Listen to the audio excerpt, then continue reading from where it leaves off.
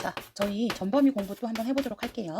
자료 원하시는 선생님들은 제 네이버 들어오시면은 댓글 달아주시면은 마음껏 드립니다. 원하시는 자료 다 퍼가시면 돼요. 자, 전범위 공부 한번 해보도록 할 거예요. 우리 여기서부터 한번 보도록 할게요. 자, 여성 호르몬 에스트로겐 한번 따라서 가볼 거예요. 폐경기 여성에게 에스트로겐 감소로 뭐 유발할 수 있어요? 그쵸? 특히 골다공증 유발할 수 있습니다. 따로 적지는 않을게요. 자, 폐경기 여성에게 에스트로겐 감소로 골다공증 유발할 수 있어요.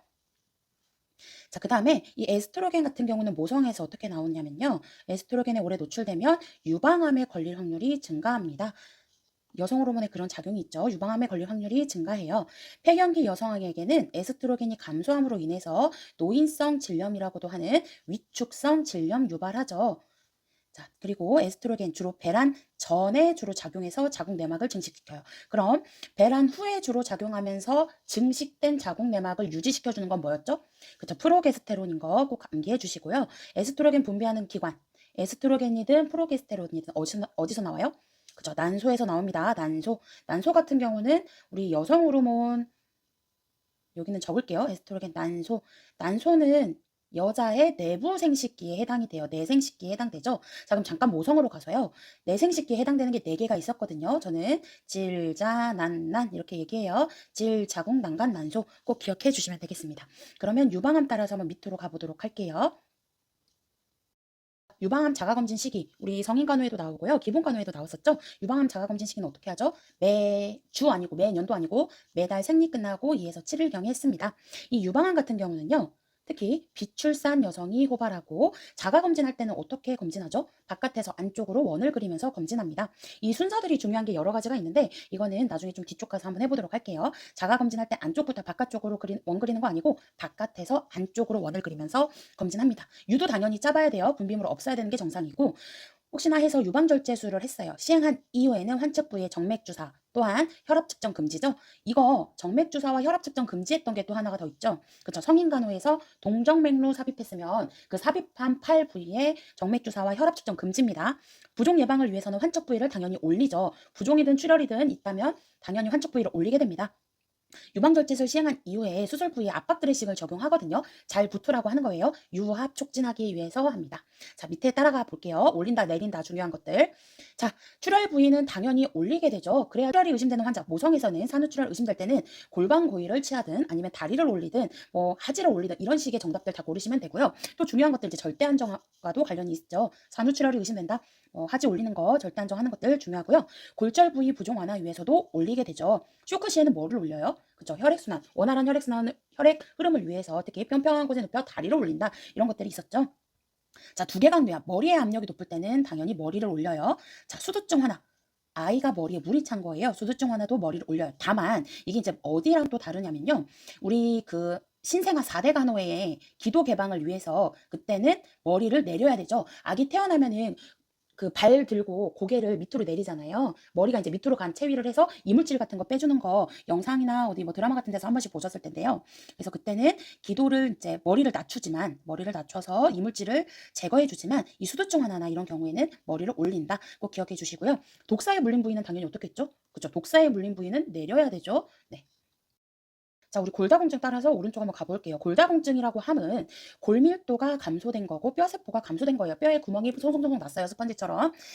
골다공증 환자한테는 그 구멍이 나 있는 거를 내 체중으로 빽빽하게 눌러준다고 생각하세요. 체중을 부하시키는 운동해야 하고요. 체중이 적게 나가는 사람이 잘 걸립니다. 이거랑 골관절염은 반대예요. 골관절염 반대인 거죠. 골관절염이 뭐예요? 퇴행성 관절염 얘기하는 겁니다. 그래서 골다공증 같은 경우는 체중을 부하시켜주는 운동을 해야 되고 체중이 적게 나가는 사람이 잘 걸려요. 골관절염 같은 경우는요. 이미 연골이 다른 거예요. 연골, 물렁뼈가 닳았기 때문에 체중을 부하시키지 않는 운동하고 과체중이 많이 이제 걸립니다. 골관절염. 우리는 지금 골다공증 얘기하고 있죠? 자, 그래서 또 이 노인한테는 낙상 유발해서 고관절 골절 유발할 수 있고 호르몬이랑 또 관련되어 있기 때문에 요즘에는 치료법들이 좋아졌습니다. 골다공증 호르몬 치료 가능하고 우리 최근 국시 9월달 국시 작년에 뭐가 나왔죠? 골관절염인 대상자에게 대표적으로 체중 부하시키지 않는 운동하니까 뭐예요? 수영, 수중 운동한다. 이런 것들 같이 기억해 주시면 되겠죠? 자, 아까 전에 그 유방암 자가검진할 때 바깥에서 안쪽으로 원을 그리며 검진한다고 했었잖아요. 이거는 사실 그 기본간호에서도 침상목욕, 대상자의 침상목욕 도와줄 때 유방 같은 경우는 원을 그리며 닦아주거든요. 우리 그 순서 같은 거 한번 보도록 할게요. 중요한 순서. 자, 영아의 발달은 중심에서 말초로 발달합니다. 굵직굵직한 큰 거부터 발달한다고 생각하시면 돼요. 중심에서 말초로 발달하고요. 자, 환자 침상목욕할 때는 말초에서 중심으로 시행을 해야 되고 이렇게 해주는 이유가 뭐였죠? 그쵸?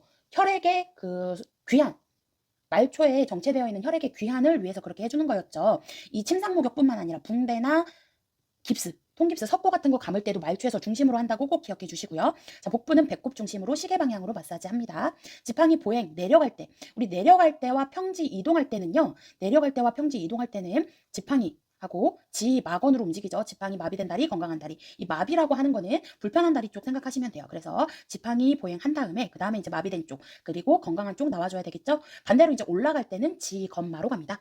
자, 편마비 환자 침상에 누워 있을 때 휠체어되는 위치. 편마비 환자예요. 누워 있습니다. 건강한 쪽으로 각도는 30에서 45도. 우리 45도 꼭 기억해 주시고요. 그림 문제로도 많이 나오기 때문에 기본 간호는 꼭 그림까지 같이 기억해 주셔야 됩니다. 자, 휠체어 태어난 자 엘리베이터 타고 내릴 때 뒤로 타서 앞으로 내리죠. 그래서 우리가 대상자 휠체어 보행 도와줄 때는 문을 바라보면 안 되는 거죠. 네, 문이 뒤에 있는 거예요. 문이 뒤에 있어가지고 뒤로 들어가서 앞으로 나온다. 꼭 기억해 주시고 회원부 청결을 위해서는 당연히 어떻게 닦아요? 앞에서 뒤로 닦는다. 이게 어떻게도 나오냐면요. 앞에서 뒤로 닦는다. 위에서 아래로 닦는다. 요도에서 항문으로 닦는다. 치골에서 항문으로 닦는다. 다 똑같은 말이에요. 꼭 기억해 주시고 항문을 이제 마지막에 닦죠. 이 기본간호 그 침상 목욕 도와주거나 대상자 회원부 닦아주는 거 도와주는 것도 가장 최근 9월달 국시 문제에 나왔었죠. 자, 안연고 넣을 때 어떻게 했었죠? 네, 내측에서 외측으로 넣습니다. 이거는 대상자의 얼굴, 눈곱 낀 거 닦아줄 때도 내측에서 외측으로 하게 되죠. 자, 만약에 눈곱이 껴 있어요. 오른쪽 눈과 왼쪽 눈, 이렇게 오른쪽 눈에 눈곱이 껴 있다면 어느 쪽부터 닦아야 될까요? 그쵸? 무조건 깨끗한 쪽부터 닦는다고 생각하시면 되기 때문에 눈곱이 오른쪽 눈에 있다면 왼쪽 눈부터 닦아줘야 되는 거죠. 그래서 이거 거기에서도 똑같아요. 그 병실 환경에서 병실 청소할 때도 깨끗한 쪽부터 닦죠. 마지막에 이제 더러운 거 닦는 거고 상처 소독할 때도 똑같습니다. 자, 상처 소독 시 상처는 깨끗한 부위이기 때문에 상처의 안쪽에서 바깥쪽으로 닦는다. 최근 국시에도 이게 그림 문제로 나왔었죠. 네, 이런 거 같이 기억해 주시면 되고요. 우리 오른쪽 한번 가볼게요. 아까 노인 따라서 가보겠습니다. 자, 우리나라 노인 인구 나이 기준 뭐예요? 우리나라 노인 인구 65세로 정하고 있어요. 65세. 4대 보험 한번 볼게요. 이제 그 밑에 4대 보험. 제가 건강하게 산 채로 고국으로 가자고 했죠. 건강보험, 산업재해보장보험, 고용보험, 국민연금이 들어가게 됩니다. 거기에 이제 5대 보험까지 물어본다고 하면 노인장기 요양보험 제도죠. 자, 문제 한번 드려볼게요. 노인장기 요양보험 제도는 65세 이상 노인이면 누구나 받을 수 있다. OX. 정답은 X입니다. 65세 이상 노인이라고 다 받을 수 있는 거 아니에요. 신체 생활을 지내면서 이제 가사 활동을 하는데 어려움이 있는 6개월 이상의 이제 어려움이 있는 대상자들이 등급 판정을 받고 받을 수 있는 제도예요. 나이는 65세에 들어가지 않지만 나이가 65세 미만이지만 치매, 뇌졸중, 파킨슨 같은 것도 등급 판정 받고 받을 수 있습니다. 자, 밑에 따라서 가볼게요. 인구 따라서. 우리나라는 인구 그쵸 감소형이에요. 인구 감소형이고 이거 항아리형이다. 꼭 기억해 주셔야 되겠죠? 꼭 기억해 주세요. 인구 형태 우리나라는 인구 감소형, 항아리형. 나머지 것들도 이제 있는데 자, 여기서 이제 또 나머지 뭘 볼까요? 피라미드 같은 건 뭐죠? 피라미드는 인구 증가형이고 저개발 국가. 그쵸? 여기에서 만약에 인구 정체형을 물어본다고 하면 선진국형이에요. 종형.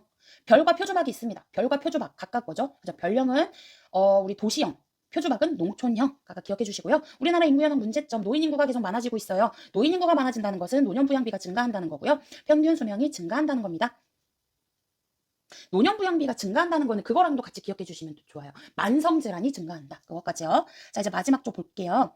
자, 평균 수명 증가하는 원인. 보건의료 수준 향상으로 인해서 사망률이 감소했기 때문이죠. 우리나라 지금 현재 의료기관 증가하고 있어요. 의료보험 수혜자도 증가하고 있습니다.